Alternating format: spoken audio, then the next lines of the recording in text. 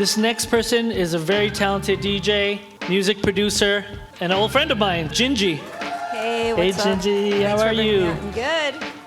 Yeah, AAPI. Yeah, it's AAPI month. But what I was telling a lot of my friends is like, I've never led with that. Like that was something that I appreciated when I started looking at your stuff, was just like how bold and like how easily it seems for you to like share that part of your life, where I was always like on the fringes and kind of like, oh, I see FPAC and I see all these things going on, but I never like really participated in it. I never felt like I was a part of it. So like I said, if I was going to, what would I do? And I felt like tonight is kind of that. So like this is kind of like that for me, and I'm glad you agreed to do it. Yeah, well, it's more important than ever, I feel, you know, to just like, we need to double down on our like pride of who we are, and like show the world that, you know, we're not afraid to have, you know, AAPI month and represent, you know, our different cultures. For sure. So like I started the last interview, I'm going to just throw something out there, something fresh for you. What was the last song that you listened to before you came? Oh man. I'm going to move this. I was listening to the Studio 54 radio on Sirius XM, and okay. it was like, I think it was a Betty Wright song. I don't know what it was called, but it was a disco song, and got it. I love me some, you know, disco breaks. Okay, Studio 54, definitely some disco. I watched that. Did you see that documentary on disco? It was like, where is that on? I feel like it's on Amazon Prime. But I have not. It's so good. Oh, yeah? Glenn is actually the one who told me to dive into that. And they do it like track for track, like actual tracks. They feel like disco was actually being born, like where they were hearing it, and it was really great. Cool. I definitely encourage you to listen to it or watch it if you have time. So what do you feel is exciting for you right now in your life? What's something that you're really excited about, that you're doing and creatively? Just continuing to, you know, build my career as a musician, and you know, it's 2025 and there's a lot we have to juggle and a lot of hats that we have to wear. So it's like, I created like this cube in my house out of PVC pipes, and like I sewed all these like furry like curtains. Okay. So it's basically a little like studio for me, which blocks the sound, but also I can shoot things in there. Oh. So I'm excited about like, you know. So like sound studio / photography type studio? Yeah, I guess. Cool. Just my little zone. That's awesome.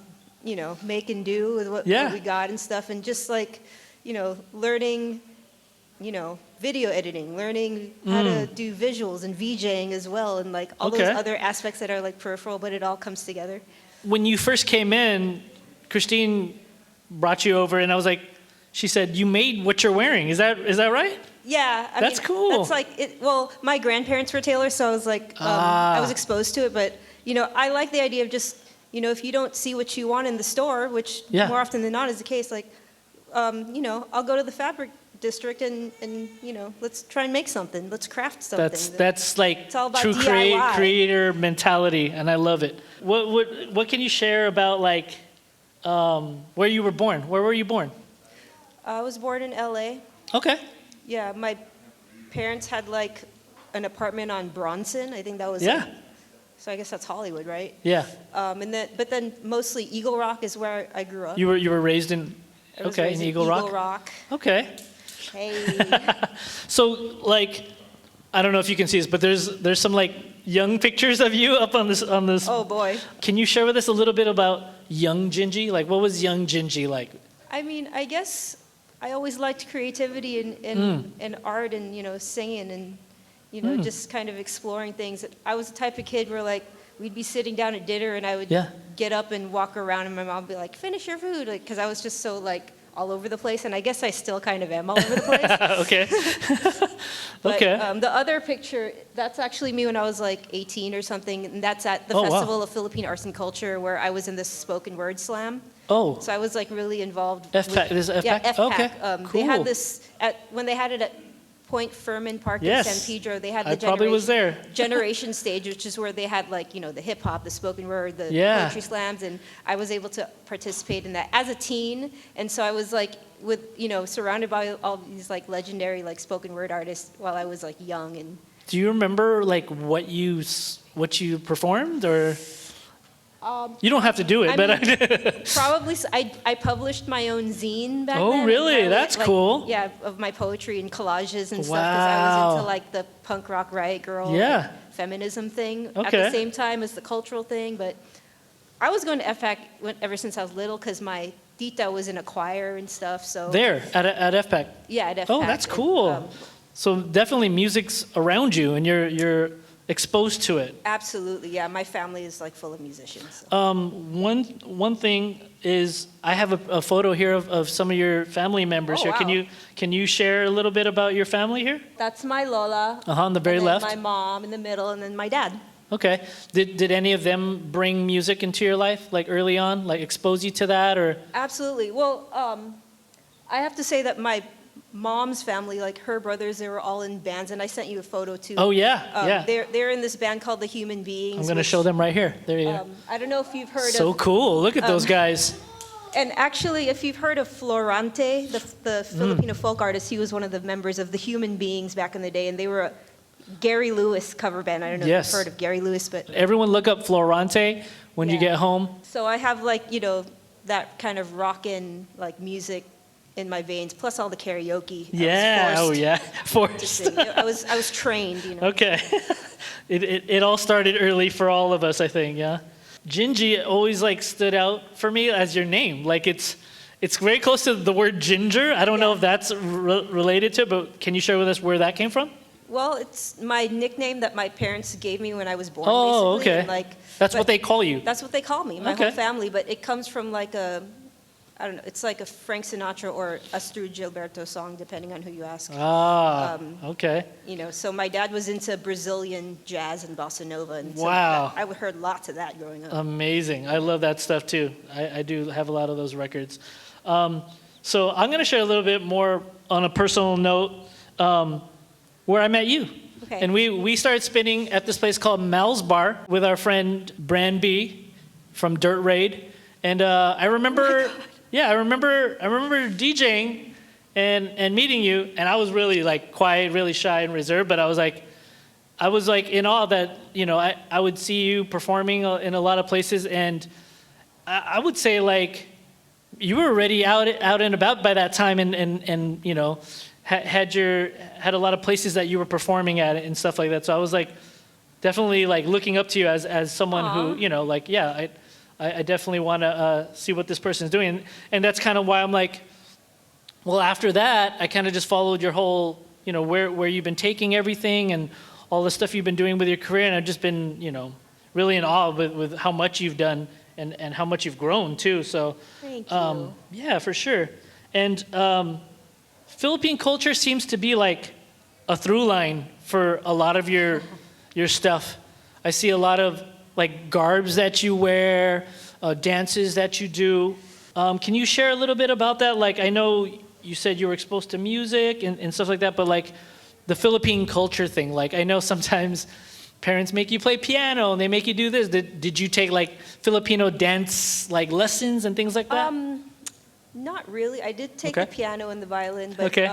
In college is where I mostly started getting it. Well, that's actually the top picture. That's Yeah. Balinese. Oh, that's a Balinese this one on the dance. top right? Okay. Yeah, which I was in a Balinese gamelan for 3 years. Okay. That was the closest thing to Filipino they had at the school at the time. So I became really. Well, how old were you there? I was like maybe 23 or. Okay. No, actually 22 or 20. 22? I don't even remember. Early but 20s, okay. College age, but. Okay. I just got really into like Southeast Asian music and Okay. like, even like kind of as a pre-colonial, something that was there prior to like Spanish colonization and like, learning about more of the indigenous instruments and stuff and I how it's all see. like, connected. Okay. The other one, the one in the orange, that's from a dance piece that I was in called Sing Kill Stories, which Okay. my friend Dulce Cappadocia, she's a legendary like choreographer and folk dancer. Okay. And she and I were in this workshop together called Pinoy Stories, where a bunch of Pinoy artists from different disciplines were brought together by this playwright named Henry Ong, and we basically wrote a show together with different separate pieces of different like styles and Amazing. mediums. Uh-huh. And she put together this kind of play a mini play about her mom, who was a a dance director of a traditional Filipino folk dance troupe. Oh, wow. So I played the like young protege, and we incorporated like Singkil Yeah. dancing, as well as like kind of like hip hop, Black Eyed Peas. Like we mixed it up. And Oh, stuff. really? Yeah. Can you share a little, like, was this like your first kind of thing like that? Like doing dance out and... Well, at that point, I had done the Balinese dance. Okay. So So some that of the like movements are kind of similar. Like, you know, so I kind of had that experience of like doing choreography and stuff to bring to it. I never like had the chance necessarily to train formally in like the Filipino arts, but I was definitely like looking for it everywhere I could. But I find that a little interesting. I mean, that's the reason why I asked if you were formally trained, is because a lot of people, when they're not, and they do it on their own accord, there's something like inherent in you now. Like it's part of you where like, mom and dad didn't force me to do this. Like it's the thing I chose as I grew older, and I knew I really Right. wanted to take that step. So it's an interesting point, you know what I mean? And one thing I found out like after looking up Singkil, because I wasn't familiar with it. So you're saying it's more pre-colonial. It's actually a dance from the southern Philippines. It's traditional, and it's a very old dance. Okay. Yeah, it's something that isn't like necessarily like influenced by colonial Okay. influences. And then like one thing I read about it for the music part of it, because like obviously dance, music, hand in hand, there's kulintang, right? Can you share with us the first time you heard it, and kind of like, because it's incorporated a lot into your music. Yeah. So like, do you remember like the first time you heard it, or like where you were like, I want to incorporate this, like I want to start putting it in my music, my beats, my... Yeah, you know. I mean, the first time I actually saw one played was in high school. I saw PCN at my high school, and Oh, cool. I saw them play it, and I thought it was cool, but I didn't like pursue it or anything. Right.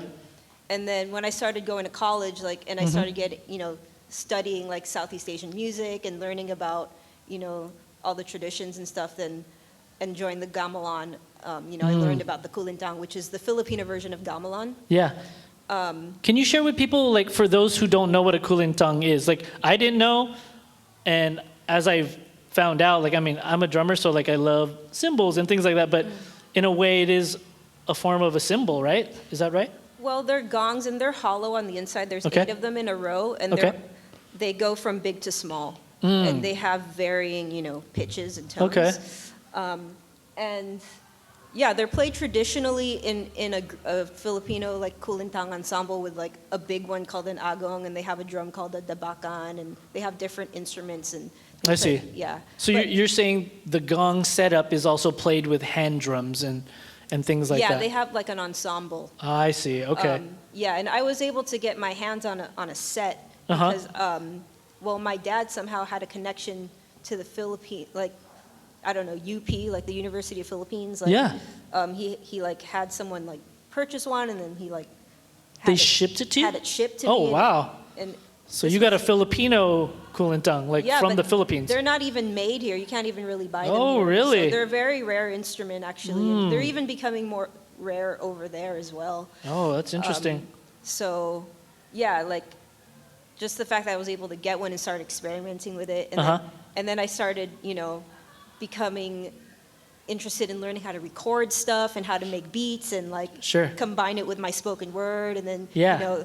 I got this, like, it, like, clicked for me. I was like, oh, this is like a political statement, like, Sure, yeah, the meaning behind Filipino-American it. identity, and like, Sure. this is our own sound that we're like using to express our identity, like here as a Filipino American, like That's great. combining the spoken word with the sounds and stuff. I love that. And Like, it just brings me joy, and it brings Yeah. others joy, and like, like I just want to share it with everybody, I think it's cool because, well, we were just talking earlier with Mike that like music can reach people so directly sometimes, and like you doing that is, like you said, it's all those things. Like someone hears you, and then they're like, "What is that?" Right. You know, and it's automatic. More often than not, that's what people say, or they think it's a gamelan, or they think it's a Tibetan singing bowl or something. Sure. So not many people really like are aware of it. So there's like a small but growing like group of people that are really into the kulintang and like know actually far more than me, and like do Wow. the traditions far more than me, like such as my friends like Parakagian Kulintang Ensemble. I could like name you a few people, But and there are people like me, like Datu Music from Canada, who kind of like do the same thing. Like incorporating yeah, it into. they incorporate like electronic and hip hop beats and stuff. That's cool. Yeah. Okay, and like when I started to dive deeper into like your catalog, I recognized like kind of a through line through a lot of the music you make is very upbeat. The rhythms are very danceable and heavy on percussion. There's some synth, and it definitely has like a live like rhythm character to it. Like, can you like when you look back, has dance always been like a big motivator or influence for your music making? Yeah, I think so. I think my life changed when I started going to raves in high school. Okay. Like EDC, Audiotistic, Yeah, all those for raves, sure. and like that just like really like got into my soul. dance culture. Dance culture, dance music. I have to be a part of this. I You wanna remember be in the part of this. 90s, like the genre was called dance. Like if you wanted to right. look it up, it was like MTV The Grind, dance. Which like is it was huge. CNC genre, Music Factory, dance. Like it was like, that's cool though, but like I like that spirit like carries on in through your music. Like it's definitely like prevalent in what you do. So Thank like you. that. Which that's is really weird cool. because like I was so into indie rock and punk rock. Oh, like, really? All throughout high school. Like, Yeah, you mentioned that earlier, like the zine that you were making. yeah, I was like. That was what you were kind of into first? Well, I was like hyper like feminist too, and I was like just into collecting all female artists and learning every female artist in every genre. And, Okay. Like, and yeah, I just like decided I want to be a part of that. So. Cool. All right, so I'm going to play that game that I was playing with Elvin earlier, but it's like, I'm going to say a word, and it definitely relates to you, but like, I want to know like, what's your gut reaction when you hear that, okay? So the words are Magic Garage. Oh, okay. Well, just a word. I mean. Yeah, or just like what that means to you, because like, I definitely saw that in a lot of like the things you shared, obviously in your posts, Yeah. and it was a big thing. But for people who weren't there, can you like talk a little bit about what it was? Yeah. And A Magic Garage was an underground party that I threw with friends, starting in my mom's garage, because we would just use my mom's garage as a practice space and Yeah. jam.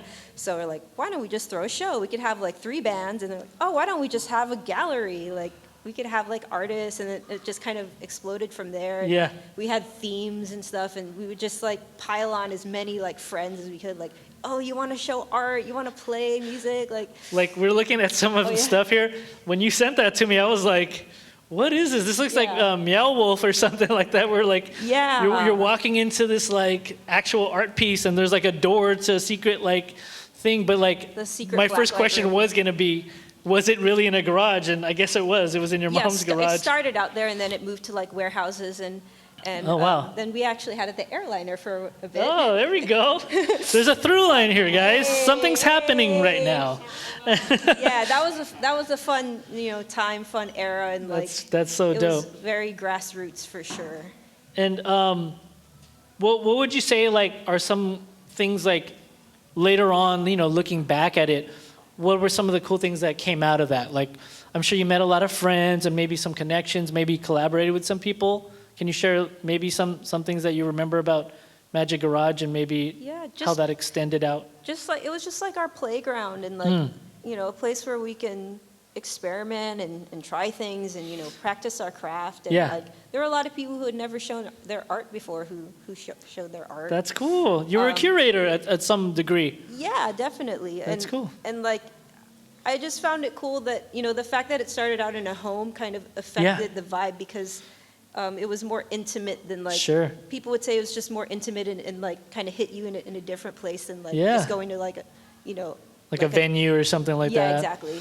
Like We always had an interactive thing. That was our thing, like arts and crafts, like something. something for you to do while you were we'd there. have like, pot your own like little plant, or like That's so we'd have cool. like old records, and like you could paint on them and take them home or something, or make your own zine, or You could leave with something that you made. Yeah. That's cool. Like, I'm thinking even like back to like what you were sharing earlier about being into punk and stuff like that, and like how being in a garage is so associated, like a garage band and punk. You know what I mean? Like, do you think maybe there's a little influence there from your punk days that kind of like Yeah, like I'm gonna use my mom's garage. Absolutely. That's cool. Like I was saying, DIY and Yeah. like, like transform the space. Yeah, like, yeah. Push I the definitely see boundaries. it. Push your parents' boundaries.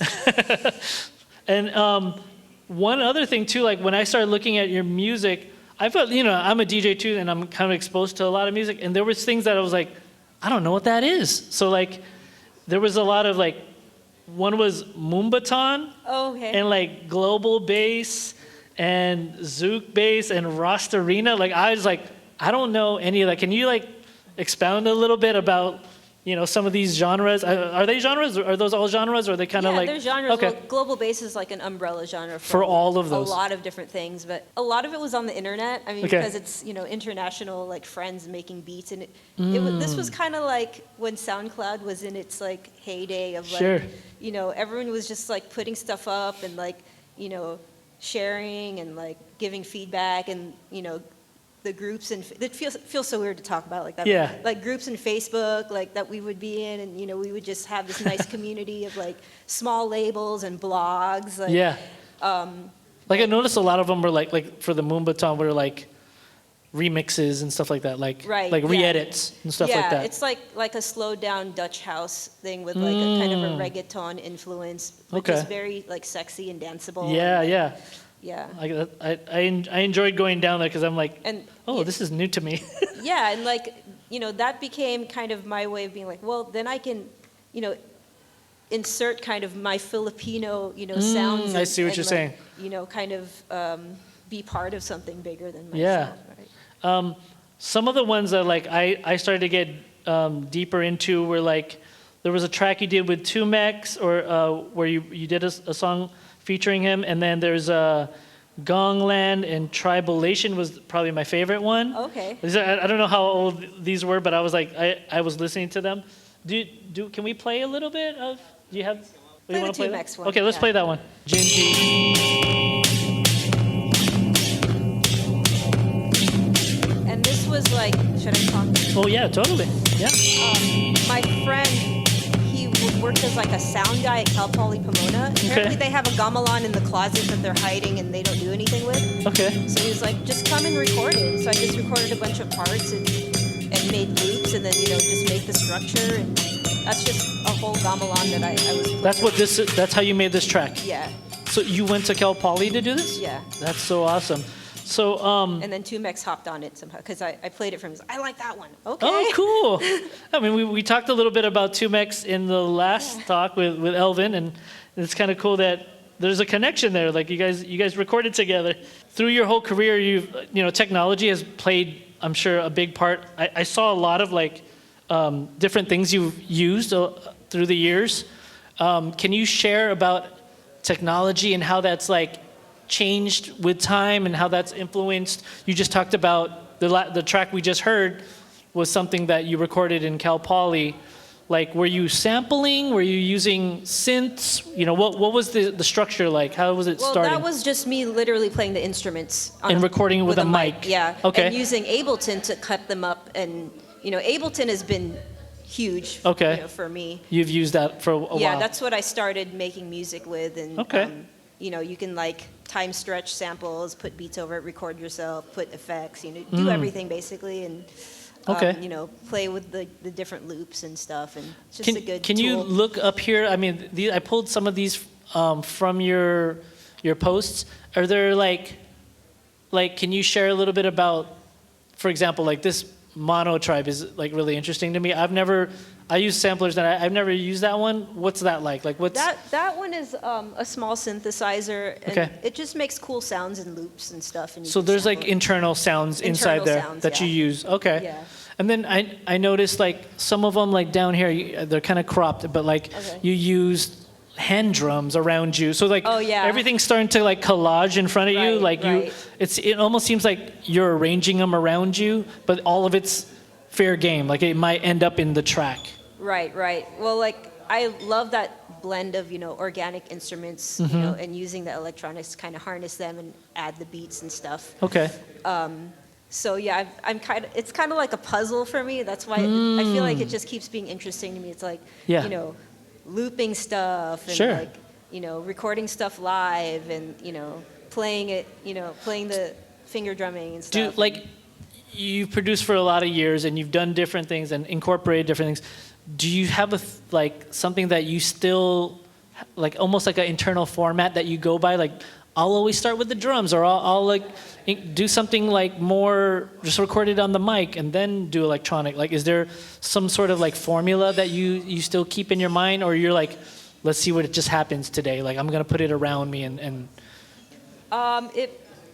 Well, I guess I have more of a formula with kind of the arrangement and kind of the mix down and how I arrange stuff, the tracks and stuff and. The intro and then Yeah, kind of a process that I've figured Okay. out for myself that works. Where, Okay.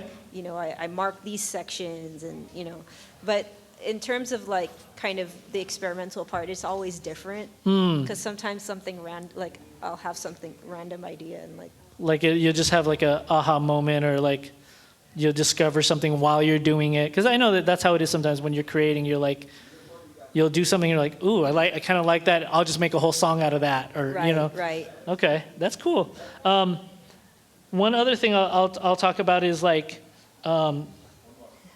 noticed you've been playing at Coachella. Yeah. I was I remember you from Mel's Bar, so you definitely when I went through all the stuff you've been doing since then, there was just so much. You seem to really stay active and be involved in the community as well, and then now you're on this big stage. Can you share with some people how that happened? How do you feel you got to this big stage, and then how is it being on that big stage? Because I'm sure do you still get nervous and before you go up? Right. Well, Coachella is something I've been doing for over a decade now. Wow. Time flies, dude. But I just started there with the Coachella Art Studios, which is a space in the campgrounds where they have free arts and crafts, and I would DJ there. Okay. And then from there, I got invited to spin at the after parties and then on the big stages and stuff. And yeah, it's an experience like no other. Obviously, it's you're spinning at one of the biggest stages in the world, and How many people are we looking at? In this second picture that you took, how many do you think were there in that photo? That was in the thousands for sure. Yeah. Wow. Which is just very exhilarating, but at the same time, I felt 20 people could have been there, and I would have felt the same almost. That's interesting. It was just I don't know. I felt oddly at ease or something. Wow. Because you're just when you drop a track, you could see the ripples in the crowd and stuff. Wow, and, that's you so just see awesome. people reacting to it, and it's actually easy in a way because you can't really lose. You throw something on, and they go insane. That's an interesting point. I think I'm an outsider. I've never actually been to Coachella before, but I'm that's what I'm thinking. What would I play, and if I did play something, how would they react? But you're saying you drop something, and it's they're gonna go nuts. They're gonna love it. It's just they're there to have a great time. They have open minds and open hearts ready for music, and that's what everyone's there to have a good time and to kind of heal. And Yeah. This year, I kind of was man, we need to heal from this whole year that we just experienced. 100, yeah, for sure. I was trying to That's what you kind of came in with. Yeah, I was just trying to I don't know, exorcise the demons or something through dance. Dope. I like that. And one thing, I didn't have a question on this, but I'm just looking at this, I always notice your graphics and projections and things like that. Can you share a little bit about that? Yeah, well, I have a lot of help from my partner, Okay. Sick Delicious. He does my graphic design and helps me out with visuals. Okay. So he helped me put together some clips for the visuals people at the stage to play with and stuff. And That's dope. that's actually something I'm delving into VJing now as well and learning it. That's and, so cool. Yeah. You gotta share that more with us who are just still DJing like it's 1998. I have vinyl and I have needles, but yeah, I think that's such a great thing. Seeing you grow and visually how you represent yourself, I think is a big part of that, and how you market. And it's definitely you though, what you're putting out there is there's the artistic side and the creativeness. So I definitely appreciate that. Yeah, I mean, I'm like trying to represent for Filipinos, like with a modern twist. You know, like I'll be throwing up like Filipino textiles up there, and like jeepneys and palm trees and like That's all kinds cool. of like cool Like little- just planting it out there for people Yeah. to start being curious about. That's cool. So like after looking at like your whole career of like everything you've done and people you work with, are there still like musicians and DJs and producers that you still want to like collaborate with and like, hopefully, get to do some work with in the future? Yeah, I mean, I won't name anyone specific right now. Yeah, but, I mean, I would love the chance to get into like, an actual recording studio instead of my bedroom. I mean, Yeah. not that I haven't done it before, but just having that experience and like working at that caliber Sure. is like, it just makes you level up that much more. Got it. And after all these years being a bedroom producer, like Yeah. I would love to just, branch out and like, collaborate with people who are more on that side. So. That's interesting. Okay. So anyone who owns a studio, hit up Gingee. Get her in there, okay? Well, I just want to thank you for like sitting and talking with me. We've known each other for quite some time. And since the days of like spinning with you at Mal's Bar, and like I watched you grow and become like a really huge figure on big stages, and your activity is relentless. Your heartfelt like community involvement is steadfast, and like you've successfully like woven styles like Latin styles and Filipino flavor, and just blessing crowds with that. And your energy and enthusiasm for music and life definitely like comes out in what you do. So best of luck on all your future goals, and thanks for sitting with me. Well, Everyone, you. give it up for Gingee. Thank you, and thank you for curating this space to uplift Asian American voices. It's very important, and like we greatly appreciate you because we're literally creating a dialogue. So Yes. that's awesome. Thank you, Gingee.